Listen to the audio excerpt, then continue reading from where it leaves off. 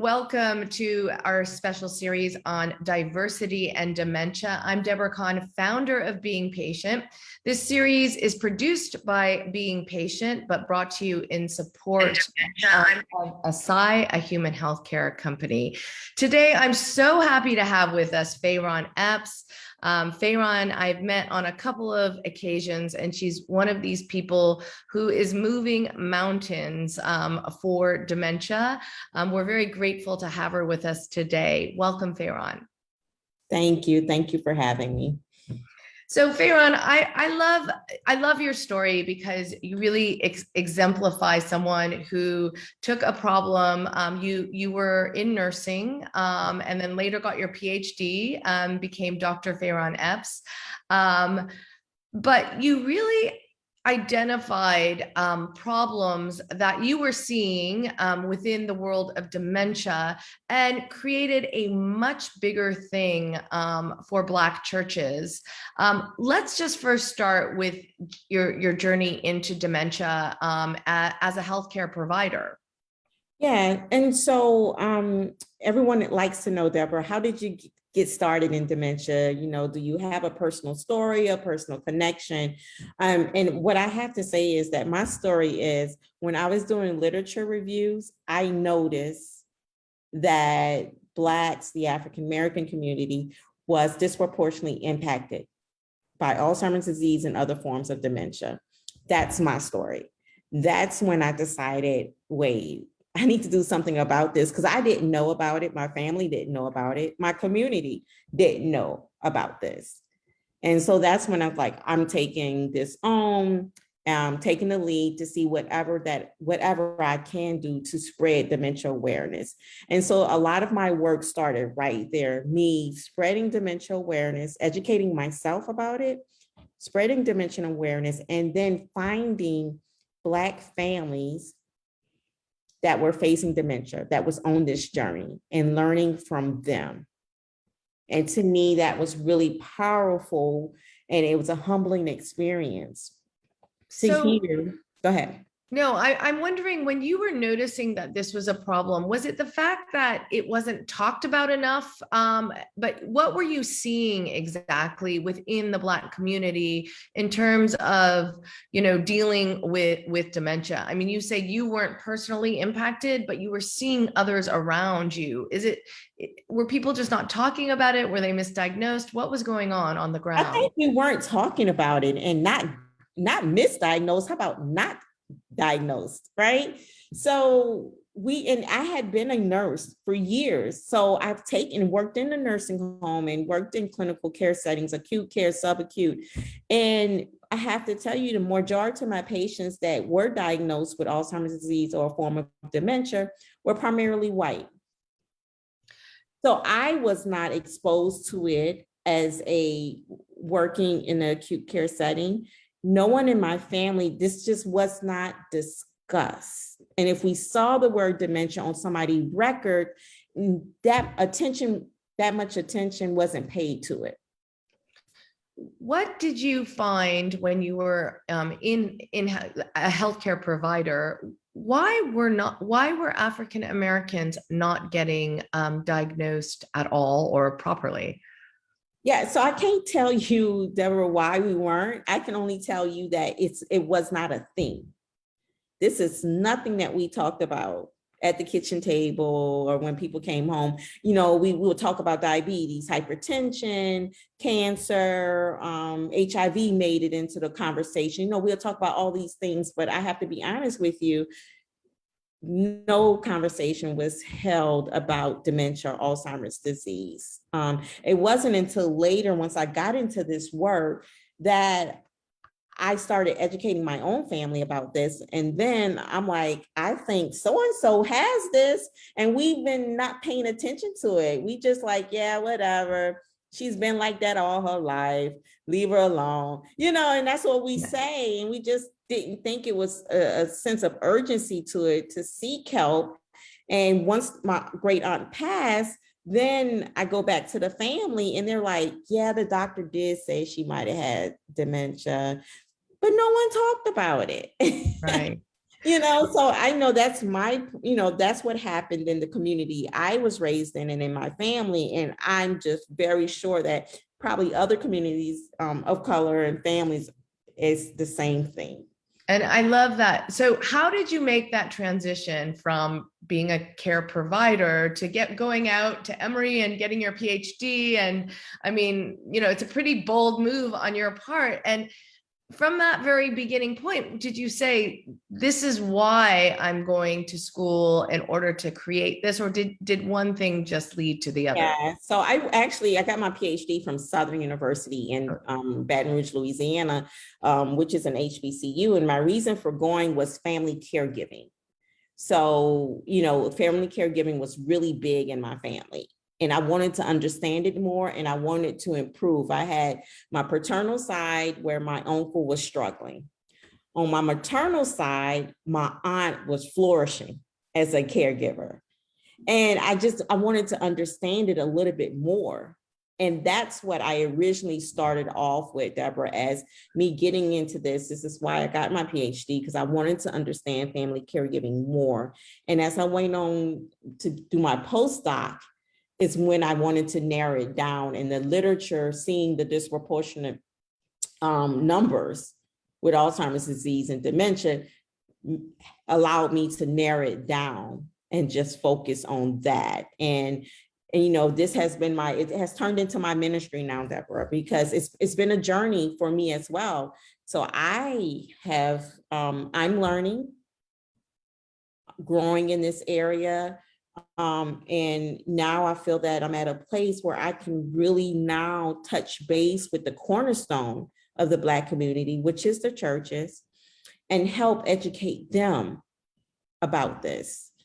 So now they can then in return support their parishioners and community. Okay, and so hence the Altar program was born. Tell us a little bit about that. What exactly is the Altar program, and what does it provide to Black churches to educate people on dementia? Yeah, so Altar program is like a dementia-friendly congregation program. And somebody's like, well, what's dementia-friendly?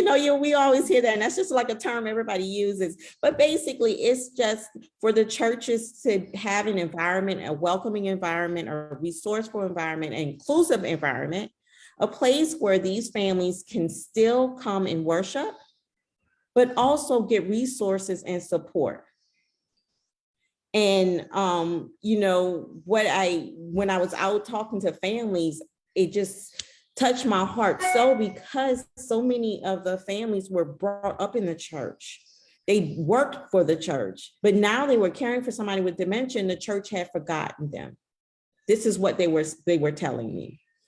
And so it was like, they just pass me up. They don't think about, and then it's like, well, let me talk to these pastors and see what's going on. And what we found out was they didn't understand what dementia was or Alzheimer's disease.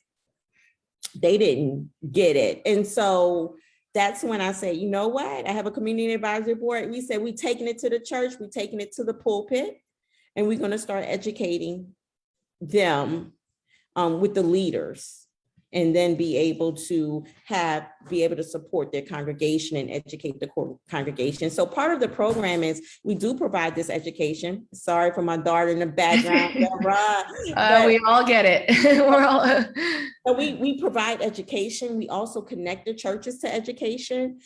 We work with them. There's several initiatives that we will work with them after they select what they want to do over a 2-year period. And it could be a respite program, caregiver support, memory cafes, whatever it may be. And we work with them to implement that and get that started. And we also talk with them about worship. If there's ways they need to modify their worship services, or what can they do for that family or that person with dementia to still be able to engage and participate in religious practices, their religious practices. So walk us through a little bit in more detail what that looks like. So I'm a Black pastor, and I say I welcome the Altar program, and I would like to provide more support. Do you bring in the experts? What does it look like? Like, what's the toolkit exactly that enables these people to offer better resources to their parishioners? So we do mail a toolkit. So we do have some physical resources that we put in there. It's almost like a library just to get them started. So if somebody comes to them, they have something to hand them. But the next thing is that it's like a step-by-step. We ask that faith leader to assign us to a ministry. So then we work with that ministry, or if it's one person, we work with them closely to initiate some of the activities that they've selected. And it all depends on, every church is not the same. So it all depends on where they're at, their readiness level, and the things that they have already implemented and the things that they desire to. And we have a guidebook. So we have the list of activities, and we developed a guidebook with specific instructions on how they can implement each activity. We also give additional training. So we send them to conferences so they can make sure that they feel competent to address the needs of their congregation. I mean, this is so wonderful. And you know, you have a lot of I should say speed bumps along the way because of the stigma around dementia. You and I have talked about this in the past, especially in communities like the African American community. There's a big stigma to aging and having a neurodegenerative disease. So how do you get around that? Is it kind of, are people gasping in the churches when you first talk about dementia? I mean, you said in your own family it wasn't discussed around the dinner table. So how do you approach and how do you really help people overcome that stigma?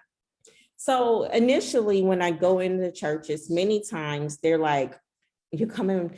I'm talking about death. Like I've been actually, that has hit me, right? Like, oh, it's all gloomy, and it's just the facts that I'm giving.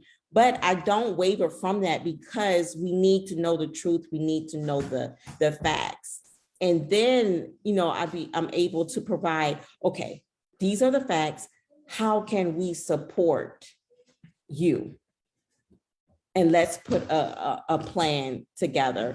I have to be persistent, Deborah, because again, the stigma, as soon as they hear that, that's not important to us. Like we just had one church, the pastor was gung-ho. He needed it because he's getting calls every day. But each church works different, and I'm learning. They have different leaderships, styles, and so with this church, he needed to bring it back to his admin team, right? The admin team said, no, that's not a problem here.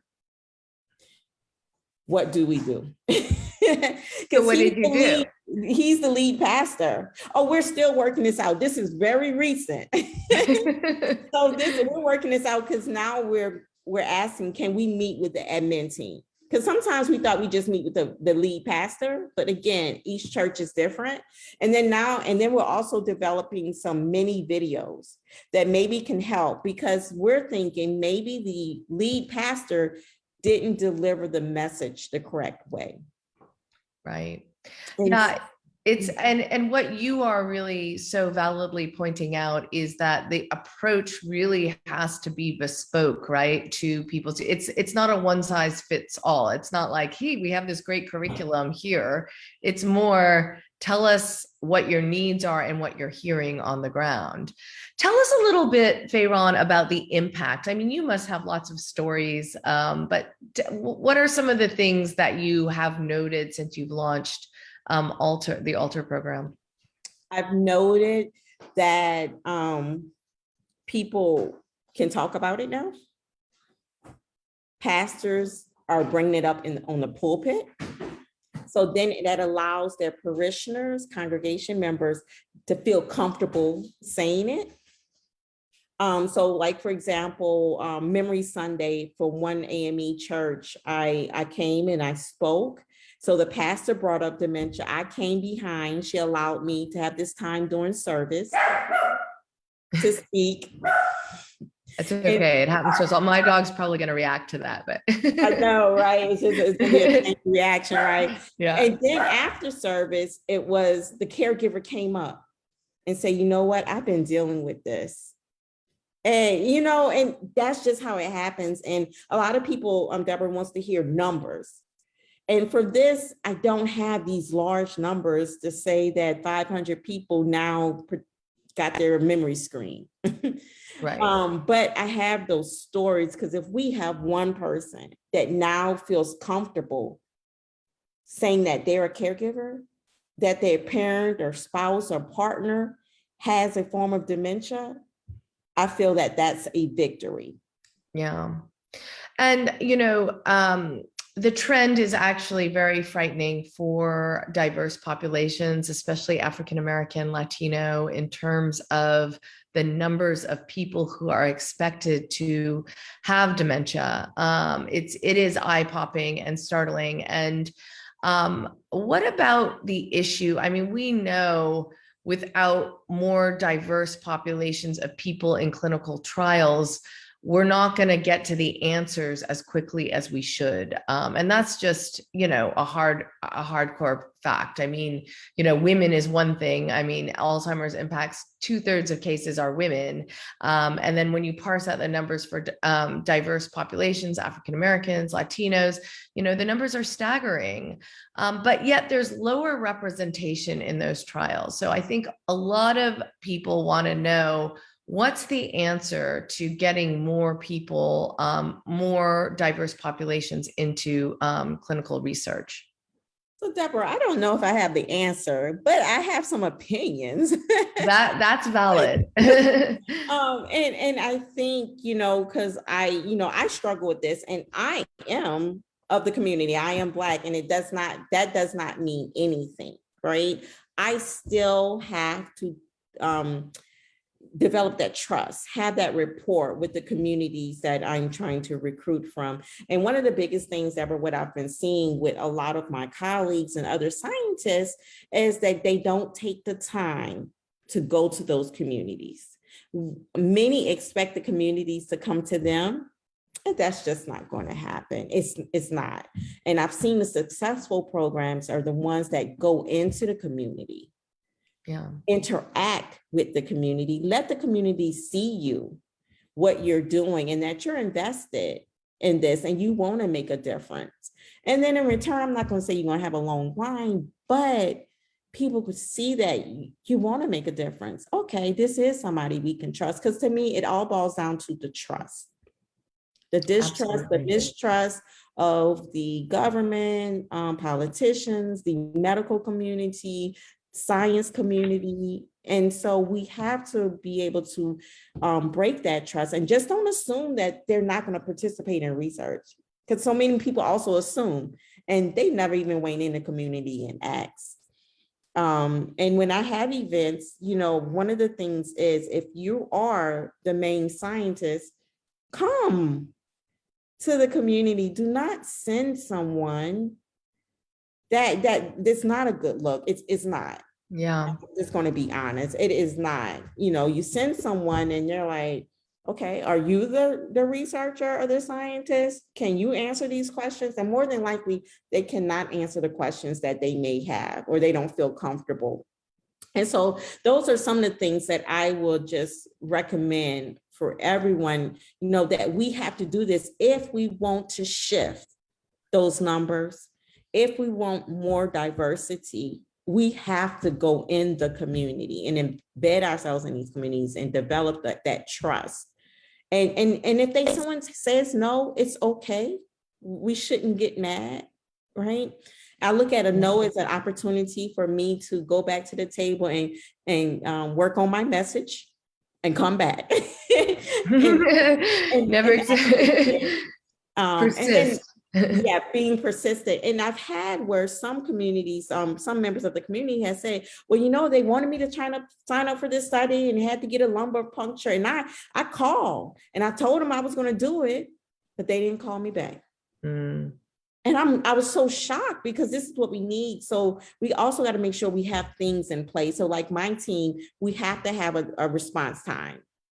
Within so many hours or so many days, you are responding to the person that's interested. Because once we get out that window, that 2 to 3 day window, Oh, it's gone. You got to Yeah, start it's not coming back. all over again. And so either you need to have your lumbar puncture machine ready right then and there when they sign up, or have that follow-up. And the follow-up, and it starts the rapport with that interested participant or Yeah. person.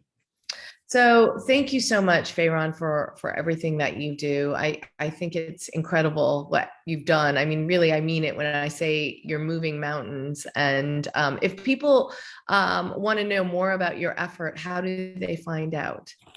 So various ways. So they can just go to Google Faith Village Research Lab and just type that in. We'll post the link in this talk. Yes. Okay, thank you. And then alterdementia.com, that's the one specifically for churches. But both of those give you more information about what we're doing. And if someone ever wants to call us just to talk, we take a lot of phone calls, Deborah, because some people just want to pick up the phone and okay, let's see what's going on. But our number is 678-723-8188.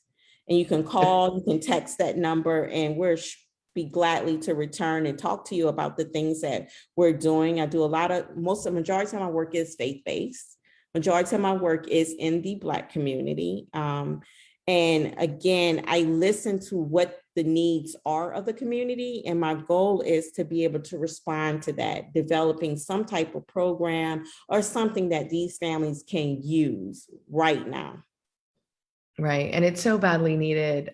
So grateful for your efforts. And I'm so glad I met you. I mean, what a cool person you are. And I really appreciate everything that you're doing in the dementia space, as I'm sure many of our viewers will as well. So thank you, Fayron. If any of you missed any of this interview, don't forget to go to beingpatient.com. We always repost these. Send us your comments, your thoughts. We'd love to hear from you. And we will also post how to get in touch with Fayron and the Alter program if any of you are more interested in learning more. Thanks again for watching. Again, this interview was produced by Being Patient, but brought to you in support by Eisai, a human healthcare company. Thanks everyone for watching, and see you next time.